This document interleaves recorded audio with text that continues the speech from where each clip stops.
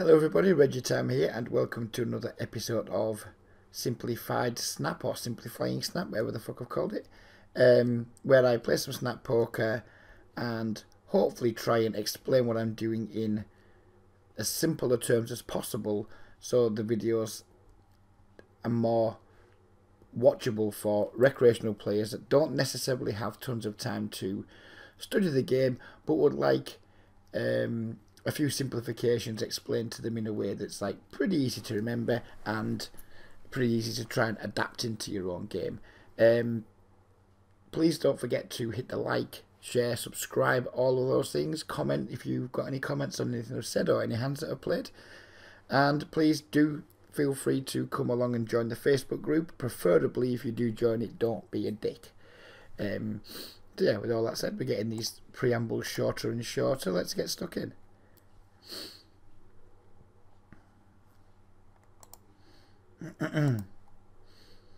So my style, for those of you who don't know, although I guess most of you probably do, but for any newcomers to the channel, is very much one of I'm on the tighter side for sure, but that doesn't necessarily mean that everything I do is going to be like tight and predictable. I do favour a tight approach pre-flop, and not just what I try and teach to people, it's also what I try and implement into my own game.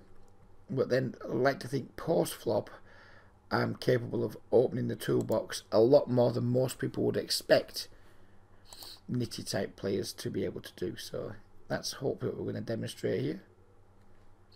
Tight pre-flop and a little bit looser post-flop, rather than most people are like pretty laggy pre-flop and then, in my opinion, kind of nitty post-flop. I'm trying to be the opposite, where pre-flop we're on the tighter side for sure, but post-flop hopefully we're doing a bit more ducking and diving than lots of other people are. Maybe we are, maybe we're not, I don't know, but that's the style I aim for, and that's what I think I achieve most of the time.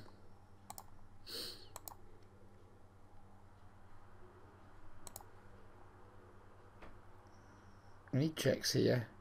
I think it's very unlikely he has a hand better than Jack X. So we're going to start trying to put some pressure on, turn our twos, not necessarily into a bluff, just like deny equity to, if he's got a hand there like, I don't know, King 10 or something. Just having him fold that if he's not going to bluff with it is a pretty good result. Because obviously we're behind two, well, we're ahead of it, but we're not a long way ahead of it, and equity denial. I mean, I often coach people when they first come to me, it's like you have certain reasons for betting. It's either bluff off of value. That's a very basic way of looking at it, but it's a good starting point. But as you get more and more into the game, there can be more reasons for betting, as long as you have like good reasons for doing it and not just betting for the sake of it. So there, you could argue, your betting deuces to make a bet, to make like a weaker hand fold, and we are, if you want to look at it in the purest sense. But equally, we're denying equity to a hand that our opponent doesn't appear too inclined to bluff with. So therefore, in my opinion, it's a good enough reason to bluff, especially if we're going to be excuse me, trying to apply pressure on multiple streets against hands that might be better than ours, like some hands there that were like pocket pairs a little weaker than a jack that are just trying to get to showdown, etc. Here our opponent donks out on a pretty dryish board. We just have two overcards and nothing much else, backdoor straight draw going on.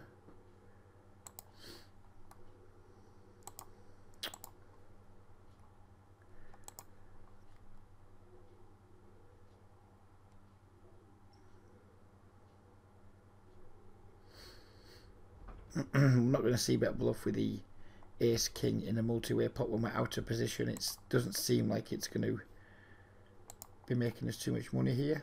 Hands that we would want to be c-betting here would be c-betting quite a lot of pocket pairs. Overcards, of course, Jack X. Ace King, I guess we're just going to check fold most of the time.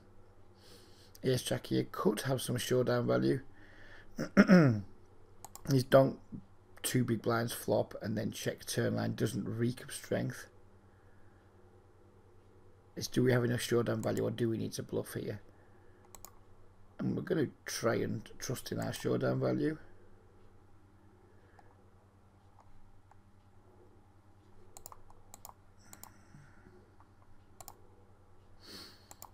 to just be betting one big blind. Wow, look at that. One big blind flop, 100 big blinds turn. Congratulations, sir. And we did have showdown value against the ace deuce. What's going on here? What is going on here? One big blind flop call. Pocket threes. Sweet baby Jesus and the orphans. That hand is a complete clusterfuck of the highest order from both players. Happy days that we can be involved in. Or that these games still exist, I guess.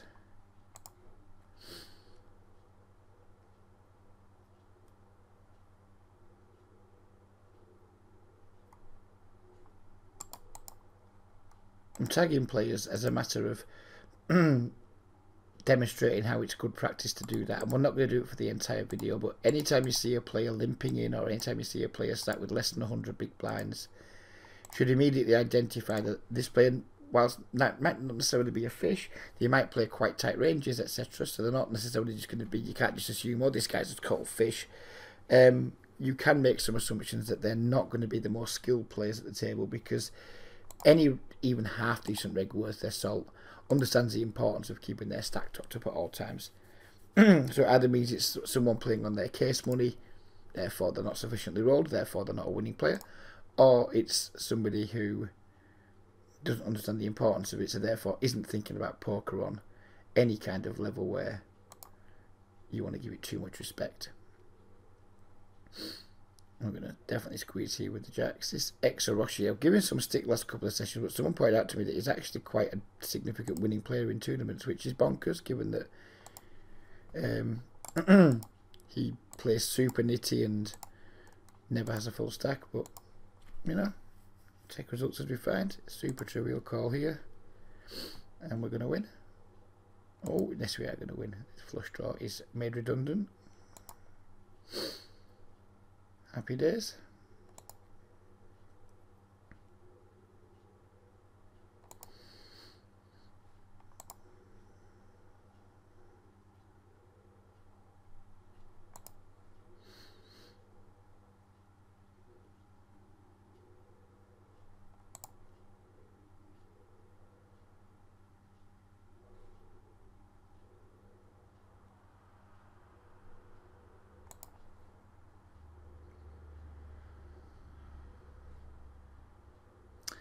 I don't think this player has anything when he doesn't lead the turn.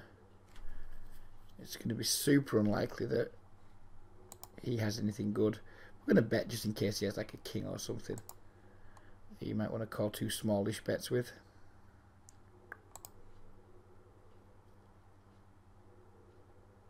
No. When we check back that flop, and then, you know, when you check back like an ace king x flop and your opponent doesn't probe the turn, it's super unlikely they're going to have an ace. Pretty unlikely they're going to have a king too, but of course they could just keep checking a king. So it's going to be hard to get value when you do turn a big hand, but we need to try, of course. HS Michael. Very rare you see him in the speed poker pools. He's typically a 20-0 regular table player. Pretty tight but very aggressive.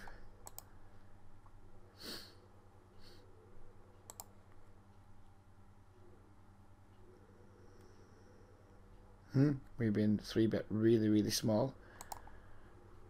Pretty sure that means my opponent has a hand like aces or kings. I guess we're going to get in trouble on low flops. Yep, there's a good chance we're going to get in trouble here. Don't think there's an awful lot we can do about it when the board doesn't come down to with cards that dissuade us from wanting to go with it. I mean, I really want to fold here. Really want to fold. He's put the 4-bet in small and he's bomb c-bet.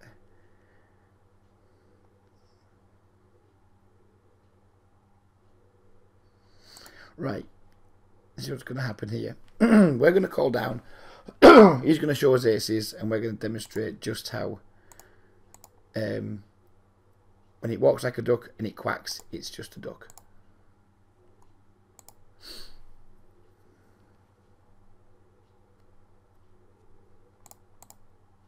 kings. There we go. So there we go. We knew that was going to happen before it happened. The really small, I mean, I'm surprised it's kings. The really small 4-bet followed by the bomb. There's nothing which we can do on that board.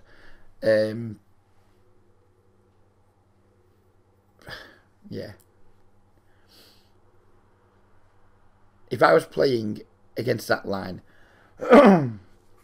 excuse me, let me just get a drink for a moment.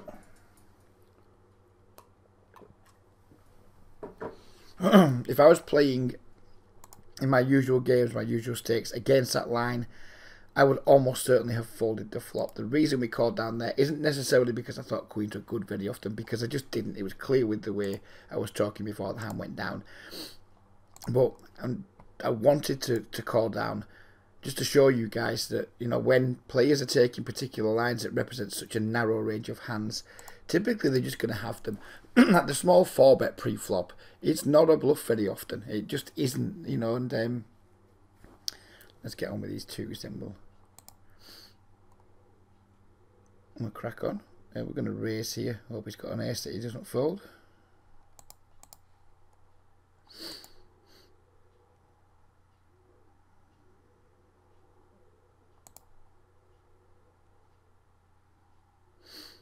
And the refold. So yeah, I didn't call down with the queens. I mean, like, I was in the back of my mind, I was hoping maybe once in a while he has like pocket jacks or ace king. But I wanted to demonstrate that if you have a genuine strong feeling, or your opponent takes a line or uses sizings that really only represents a relatively narrow range of hands in these games, leaning towards overfolding is going to be way better than calling down too light. Effectively, they just sacrificed 83 big blinds to demonstrate a point. So I hope you guys appreciate that, because that was never a call down in my book, but we did it just to demonstrate the point of why. Because if we just say I should fold here and then just fold, then we don't get to see what our opponent has. We don't get to ratify or like confirm the reads. And I'm not saying we should call to confirm the reads. I'm saying this about specifically producing a video aimed at encouraging you guys to avoid paying off, etc. So if I'm encouraging you guys to not pay off, but I never demonstrate that they typically have it with an incredibly high frequency when they're taking certain lines, there's going to be too much taken on trust. So I've made an insanely bad call down there, in my opinion, just to demonstrate that when I say, you know, we should be folding in these spots with a high frequency, I'm not just talking at the top of my head, because you should be learning to identify these patterns in the games you play and know sometimes when, oh well, you know, know's the wrong way of putting it. Trust your instincts, you know. Sometimes you'll just, like the sizing or something will happen, or there'll be a certain opponent where you'll kind of know, no, I need to call down here. And there's other times when your gut's screaming at you, no, we need to be disciplined here. And hopefully by my making that call down there, knowing that we were fucked, and I shouldn't have folded them twos there, knowing that we were fucked, just to demonstrate the point of, right, you know you're fucked here, so you should fold, but I'm not going to fold. I'm going to call down here just to prove the point that we should fold because his range is strong. That isn't, I'm not saying we should call down that spot. I've probably fucking butchered it. All I'm effectively saying is I deliberately called down there, being very confident that I was beat, just to demonstrate the point that I've been making time and again in videos when I've been making insanely tight folds and getting criticised for them. Just making the point that, yeah, I know I'm beat here. We should identify spots where we know we're beat, but we're going to call down here just to demonstrate that, yep, one time in a million when we do decide to call down just to prove a point, surprise, surprise, he has it. It isn't a coincidence. You can take most strong lines in these games at face value. People aren't out there 4-bet bluffing. People aren't out there firing pot-sized C-bets in 4-bet pots with air. It's just not happening anywhere near with a high enough frequency to justify stacking off with queens there.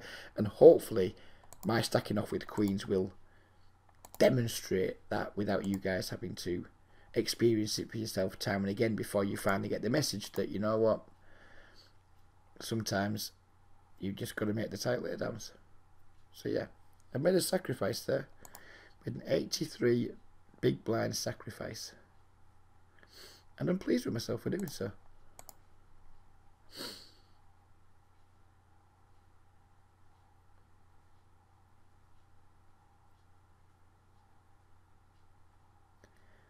It's a very good flop for 2 queens. When he cold calls behind, he's going to be very pocket pair heavy and like kind of suited broadways.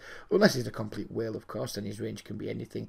But assuming he's calling with sensible ranges, he's going to have lots of pocket pairs and suited broadways, etc. Now it's just a matter of sizing. And I think we're going to go pretty big. In previous videos, I've been like doing really small C bets. And then looking to upsize on turns and rivers. This is a very different situation. His range is much more condensed, so he's going to have less weak stuff that's going to want to float in the first place, you would imagine. So therefore, I'm just specifically trying to extract value from things like pocket 8s, pocket 10s, pocket jacks, etc. There's lots of spots where I will just bet small and then go big, and that's most in single raise pots. Much less so in 3-bet pots where we're out of position on wet boards and our range is kind of needs to be quite strong to begin with, because with 3-bet versus a middle position player, we don't gain as much from disguising our hand there by having small bet sizes as we do from just extracting more value with bigger sizes versus what is presumably quite a condensed range.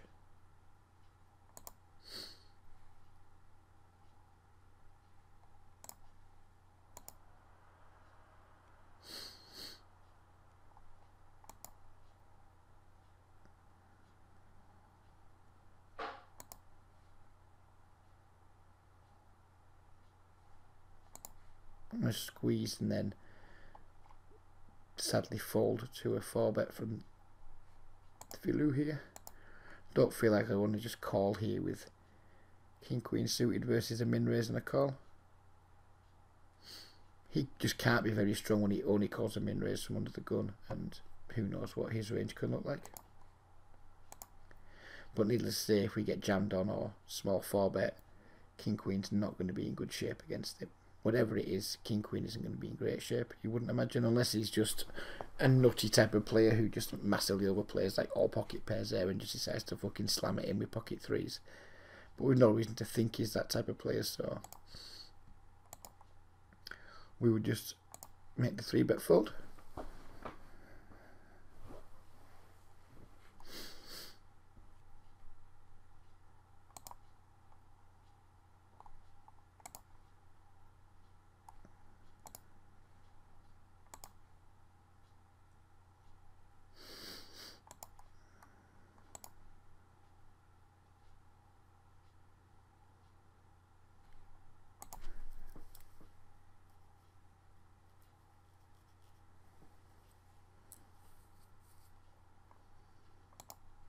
I'm actually glad that he had kings and we lost the stack with them queens, because I'd rather be right on the video and make a hopefully strong point to you guys than be wrong. It seems more valuable to me there to lose the stack and hopefully make like a really salient strong point with evidence than it is just to win $10 less rake.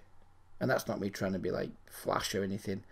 I'm just glad it happened. Really glad it happened. And I can't believe it. I don't think I've ever been glad to be stacked before. Maybe when you're fucking around in free rolls and you don't really want to be in them. Well, that's the first time I've ever knowingly stacked off when I'm beat and actually felt really good about it. So yeah, it's a new experience. Hopefully one that I won't be repeating very often. I'd much rather be able to say we should bet big here for value because he's going to call with a wide range and get value bets paid off and be like make good points that way, make good points and actually back them up with evidence that way. I'd much rather be doing it by making people fold or getting calls. But yeah, it feels right. It just feels right. It's my gift to the channel.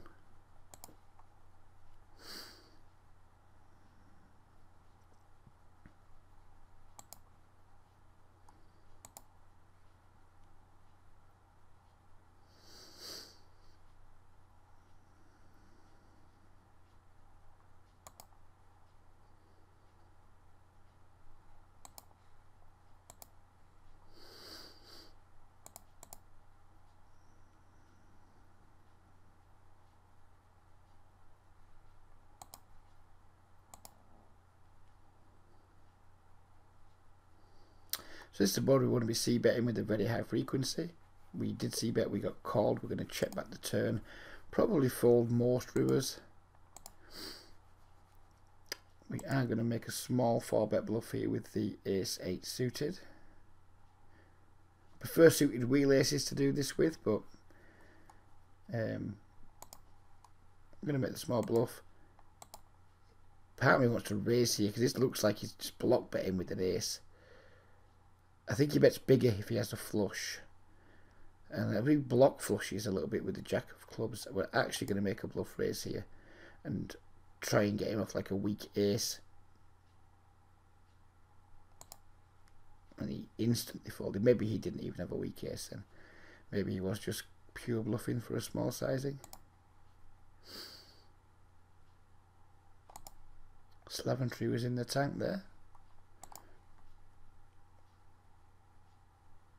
They had Doug Polk say towards the end of his challenge, like, he loves bluffing, but 4-bet bluffing is his like least favourite way to bluff, and I'm with him on that. I don't like 4-bet bluffing very often at all. It's very rare that I enjoy a 4-bet bluff. I like it when they get through, but I don't like doing them. But we need to do them from time to time, otherwise we just have an unbalanced 4-betting range, and who wants one of those? Not me. And nor should you.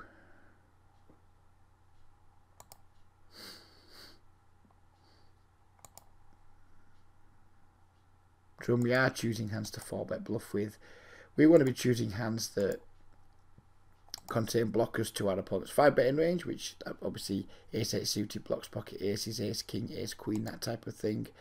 And we also want to choose hands that if we do get called, you know, they have some equity, like ace-8 suited has some pretty good equity against everything except aces. If we just get called and he's got like queens or something like that, then we have 30% equity and position, which isn't the worst case scenario. It's, I mean, we'd rather he just folded, of course, but you know, against the flatting ranges, it has decent equity.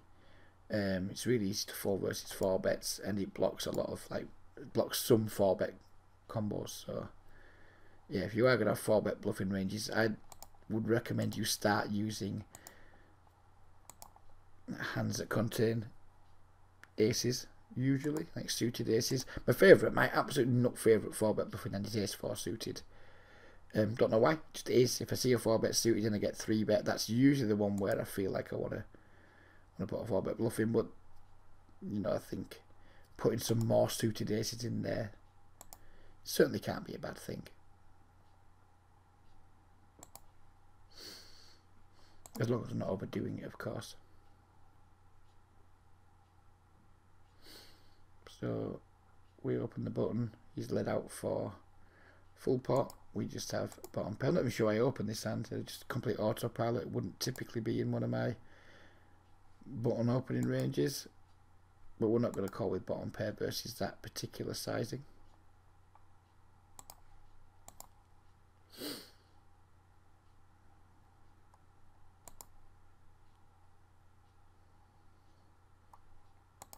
We're not going to make a stab here multi-way on this board texture with our 2 6s. Don't expect to get a huge amount of folds. Don't expect to have the best hand very often when we do get called.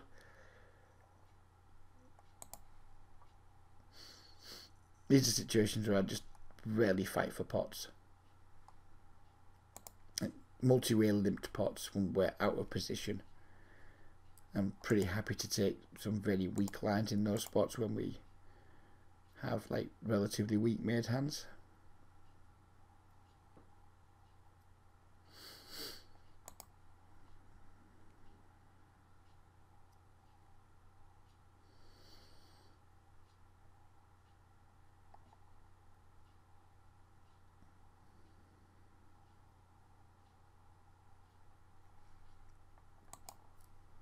Clarell's another 30 now player. 3-bets with a reasonable frequency. If he 3-bets here, we certainly won't be folding. Pretty tight, but he is aggressive with it. The player that I've got quite a lot of respect for.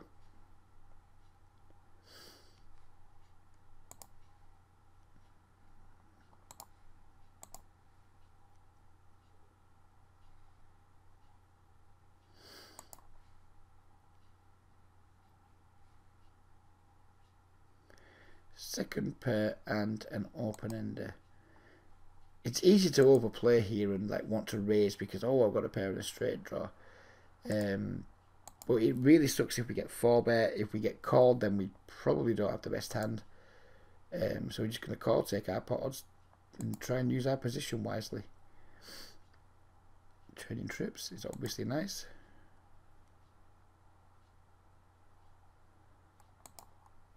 It's a really bad card. Sometimes I will like triple barrel here, like go big. 7 is not a good card to do it on. Any card over a 10 would have been fine. Maybe a deuce or a 3 or a 5 that gives it a good shot, but a deuce or 3 or 5 wouldn't have given us a good shot. So yeah, basically like any card over a 10 I would have probably gone to the whip with.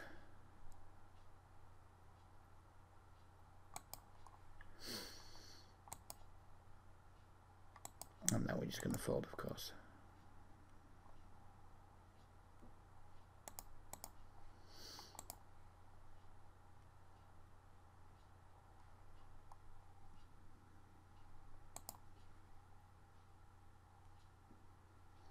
Would not have opened this hand had I seen this fucking stack size on the button. It's a bad open, and we're going to compound the error by making a relatively loose call. Oh, we got a 3. Oh, boo. Boo. Yeah, that's...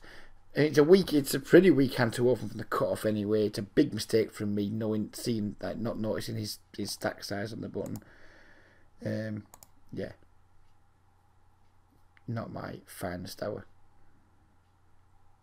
I think it's a reasonable open from the cutoff in these games because people do fold a lot. But it's not a reasonable open when the big blind's got 9 big blinds, when the button's got 9 big blinds.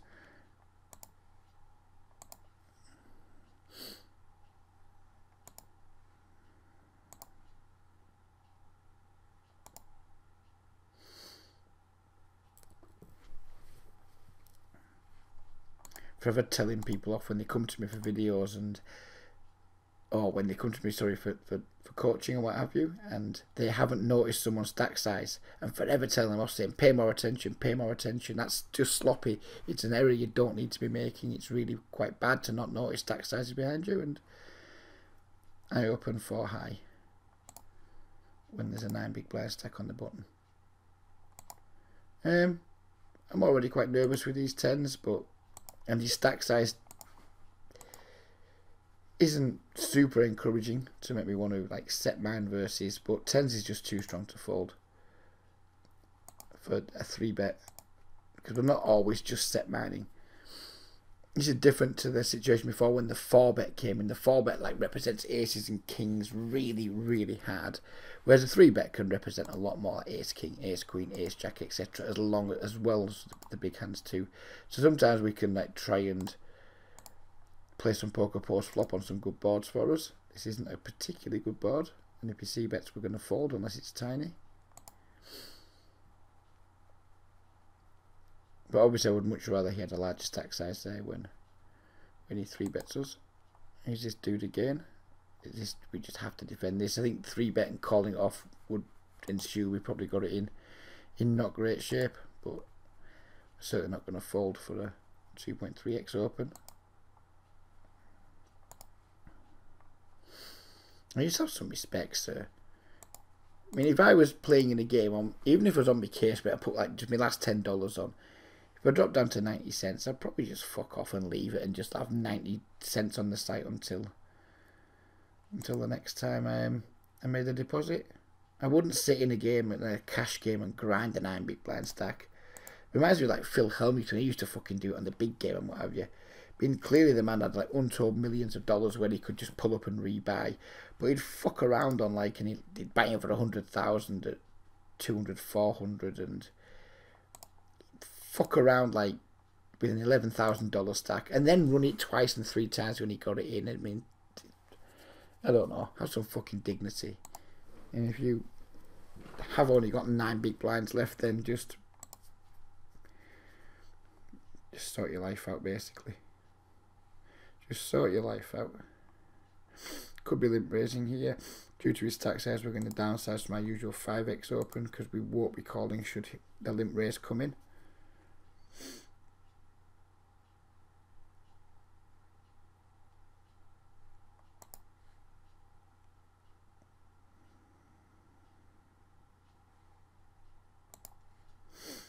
I'm going to bet here, smallish. If this dude raises, we're going to fold. If this dude raises, we're just going to go with it.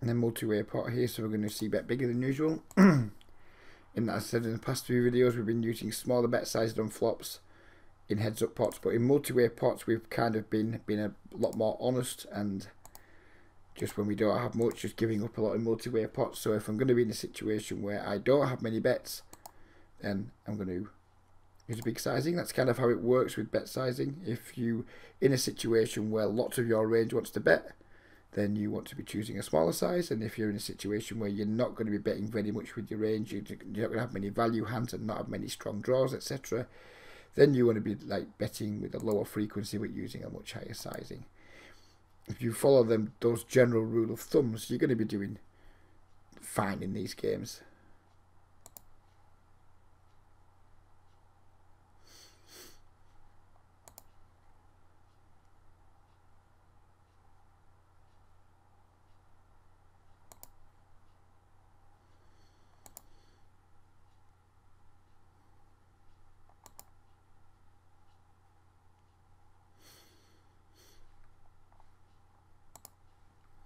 We're going to defend the A7 suited here because of how deep we are.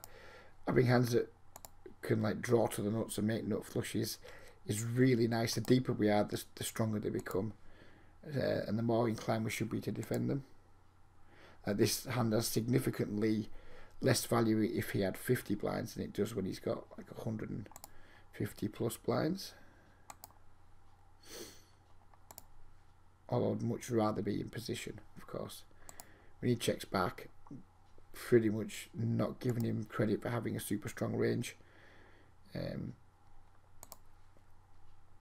think he can have lots of like pocket sevens, maybe stuff like ace jack or something that just wants to check back. Who knows what? But he has a range that I think we can just certainly bet big once against, and more often than not bet big twice against. Because you would imagine if he did have a hand like King Queen there, or 10 Jack, or a set, he would want to bet to make sure that he doesn't get sucked out on what a very wet board texture. So when people check on super wet board textures, it's very unlikely they have a relatively strong hand. Again here, I don't like set mining out of position, but 9s is going to be just a little bit too strong, and also hopefully we have some good implied odds versus like the top of his range. And we get a pretty awful flop, and we're just going to be forced into check folding, unfortunately.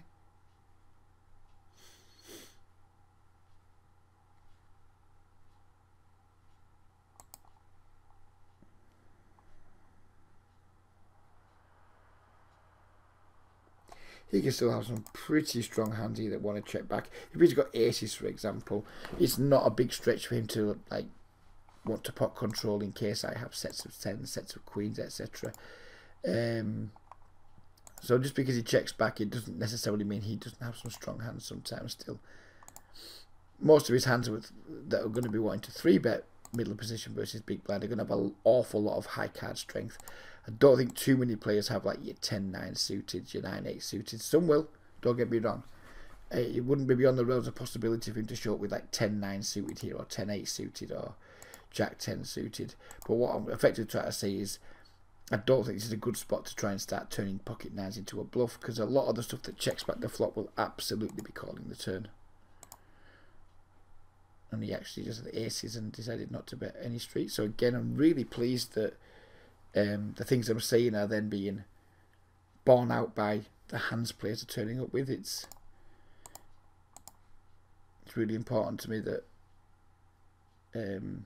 I can sometimes at least provide evidence for the thoughts that I've been expressing before we get to showdowns. That's another nice one. I mean, I understand why he checks back aces on the flop. I have no problem at all with him checking back aces on the flop, but he needs to try and get at least 2 streets of value there, turn river, in my opinion. I think he's just been like super, way too weak tight in that situation. Again, he's entitled to not like the flop. When you 3-bet pocket aces and the flop comes down 3 Broadway cards, you're entitled to not like that flop very much, and you're entitled to want to exercise some pot control. I have no issue with that, but I do have an issue with him checking every fucking street. It's ridiculous. It's way too weak.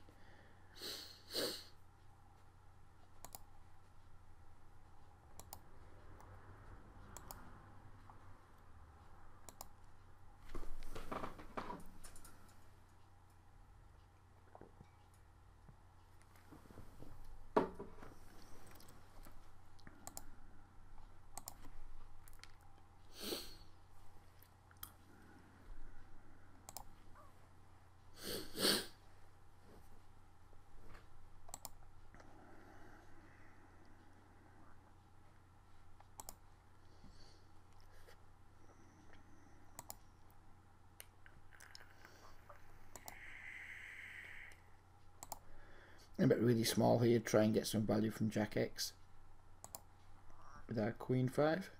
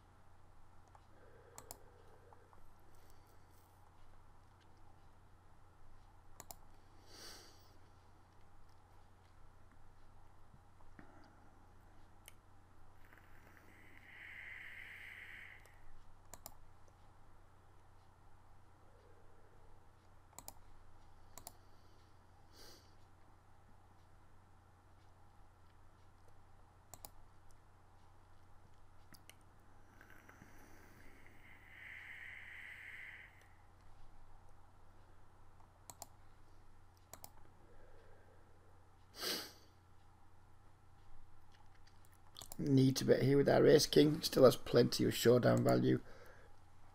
If I had 3-bet with a hand like king queen here, or king jack suited, or queen jack suited, I would be way more inclined to want to take a stab. It does now allow him to probe turn with some weaker hands sometimes, which is something of a problem, but when he's betting that size, it's not a problem at all.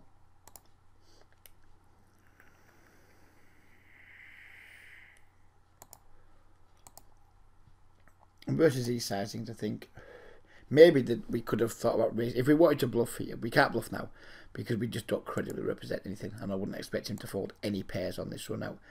Well, it's going to be disappointing when we end up paying off like his 6x here or whatever. Same hand. If we wanted to bluff there, the turn was probably the time to do it. Raise the turn and then put a big bet on the river, but I wasn't that inclined to do that because of his stack size. Versus these smaller stacks, we have like way less fold equity because they feel way well committed, you know, due to the stack to pot ratio.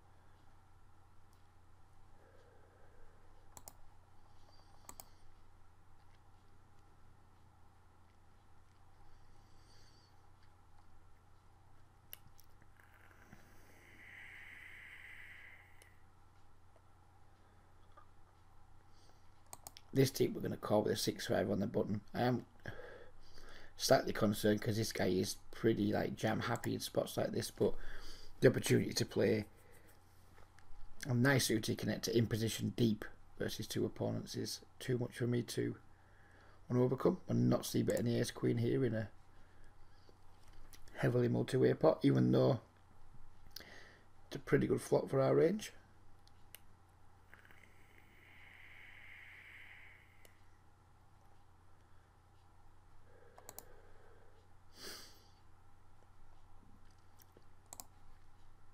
Let's take a stab here and hopefully, if we get called, utilise our step depth on later streets to either extract value if we back into something nice or to bluff.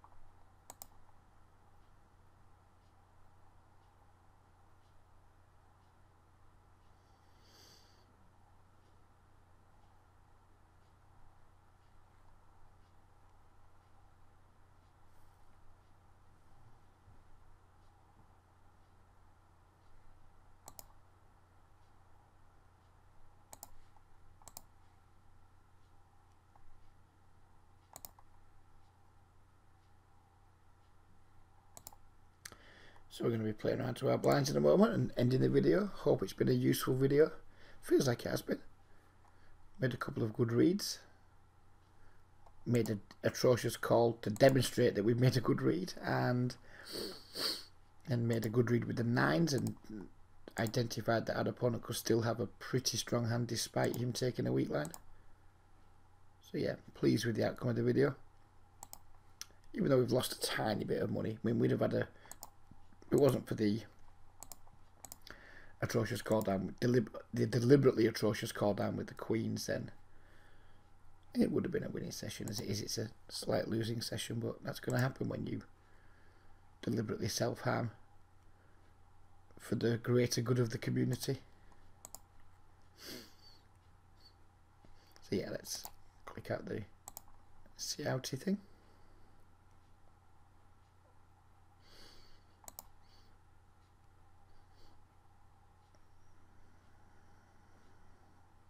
Call here with second pair and a backdoor flush draw. We're not going to be getting too excited about calling down multiple streets. This fucking moron's gone all in. Call and win celebrity. I still find it hard to believe that Exaroshi makes profit, but maybe he's nitty enough that he does just get his ridiculous lines paid off. Like he's short stacked enough, sorry, that his ridiculous lines get him value. Maybe he's onto something, who knows. I mean, incredibly doubt it. I have a real hard time believing he wins in no limit cash games, but I've been wrong before, and there's every chance I'll be wrong again.